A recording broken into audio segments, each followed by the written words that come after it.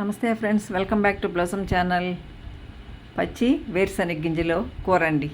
పచ్చి వేరుశనగ గింజలు ఎలా చేయాలో చూడండి. పచ్చి వేరుశనగ గింజలు ఒలిసి పెట్టుకోవాలండి. కాయల్లో నుంచి గింజలు ఒలుసుకోవాలి. ఒలుసుకున్న తర్వాత ఒక క్యారెట్ వేసుకున్నాను, కొద్దిగా బీన్స్ వేసుకున్నాను. వీటినన్నిటినీ ఇలా కుక్కర్లో ఉడకబెట్టాలండి. కొద్దిగా ఉప్పు, పసుపు, కారము ఇవన్నీ వేసి ఉడకబెట్టాలండి. ఒక 2 విజిల్స్ వచ్చేంత వరకు ఉడకబెట్టుకోవాలి.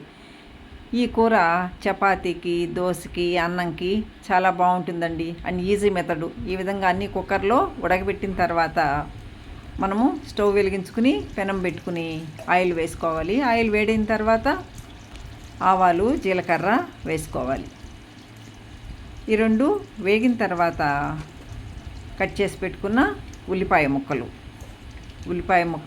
కరివేపాకండి. ఉల్లిపాయ ముక్కలు బాగా వేయించుకోవాలి.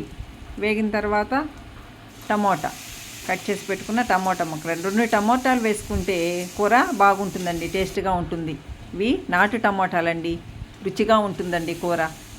ఆల్రెడీ మనం కుక్కర్లో ఉడకబెట్టుకున్నాం కదా. వీటినన్నిటినీ ఇలా దీనిలో వేసి కాసేపు ఈ ఉప్పు, కారము బాగా పట్టేంత వరకు ఇలా ఉడకబెట్టుకోవాలండి, పచ్చివాసన పోయేంతవరకు. వేరుశనగ గింజల పొడి అండి. వేరుశనగ గింజలు వేయించి పొడి కొట్టి పెట్టుకుంటాను. నువ్వులు కూడా వేయించి పొడి కొట్టుకుంటానండి దానిలో.